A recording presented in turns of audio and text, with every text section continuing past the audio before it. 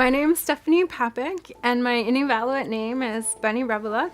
I've been a visitor here to Lekwungen territory for most of my life and opened Knotty by Nature Fibre Arts. Knotty by Nature Fibre Arts is a knitting, weaving, spinning, felting store, fibre art, including needle felting and macrame. And we also offer a lot of classes so people can learn how to do the various different arts, and we try to keep it at a low cost so people can try as many different ways of playing with fiber. I had through my first marriage a great aunt, Sarah Sabiston, who is blind, and knit my father-in-law a pair of socks. So she was kind of my initial inspiration into the fiber arts, because I figured, if she can knit and be blind, then I have half a chance. So I got into weaving and then spinning as well, and that's when I noticed there was a real gap here in Victoria.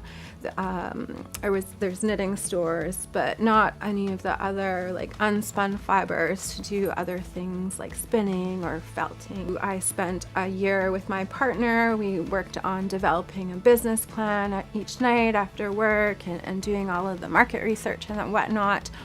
And then eventually got some funding support through Nature Economic Development Corporation, at which point I took a year and a half off leave of absence to open up the business. And there's so many different grants out there and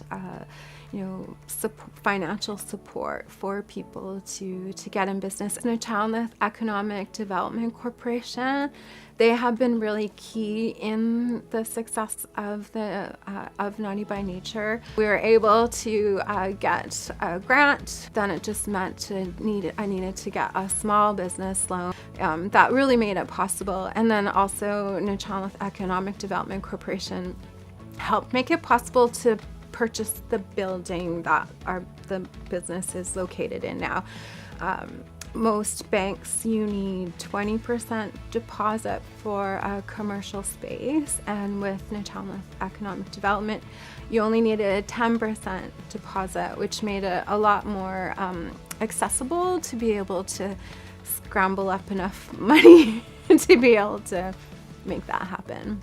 Before owning this building here, we used to rent. I had just, put it out into the world one day, I just wish we knew someone who would sell us a building that we could have our business in, because it creates some stability. And one day, one of the community members who helps us out put on our festival vibrations approached us and said, we really love what you're doing for community, and we'd love to sell you our building. We have a mural on the outside of the building, and Burnwood Energy Group is a local nonprofit here in the community, walked into the store and said, we're doing a mural project, would you like to be involved? And so it was like, yeah, that's been a dream. And all in told, we had 96 humans involved in the mural.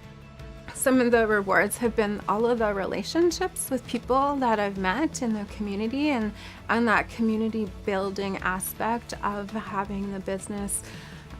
Early on when we opened up, there used to be a fiber arts festival, and then it stopped. And so we started putting on that, and that's been just so wonderful to see. It's started other people having their own businesses, so it's been so wonderful just to see how empowering it is. Definitely, money isn't the bottom line. It's more about the people and the relationships. I think having a business is really good for anybody in terms of helping to kind of shift that mindset of, I guess, from being a consumer to that empowerment piece where people might tell you, oh, you can't do this or you can't do that. And I find it's just so empowering to be able to have that ability for self-determination, to be able to, we're limited by our imagination.